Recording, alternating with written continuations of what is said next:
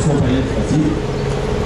Mais uma vez o sindicato está aqui na porta da fábrica para passar algumas coisas para vocês, da renovação dessa meia hora de refeição, da renovação do contrato do Vale Transporte. E tem alguns outros pontos lá dentro da empresa que a todo momento o trabalhador vem questionar, vem perguntar a gente aí dentro da empresa.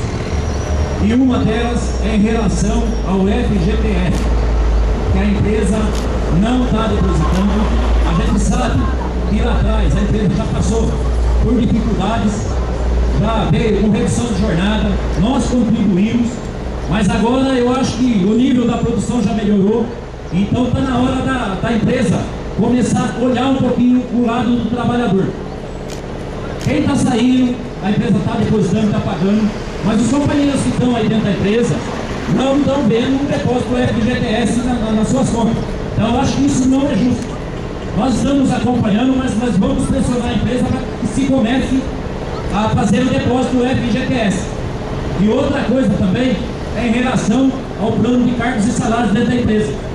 E lá atrás se tinha uma desculpa que a empresa estava em crise. Quando melhorasse, ia começar a fazer os acertos das funções, dos salários, mas isso vem caminhando a passos de tartaruga, porque não é possível.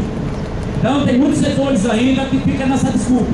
O supervisor fala que mandou o papel, o PA, pro RH, o RH que está segurando. Você fala com o RH, eles falam que depende dos supervisores de área, entendeu? Então está na hora de começar a acertar isso aí também.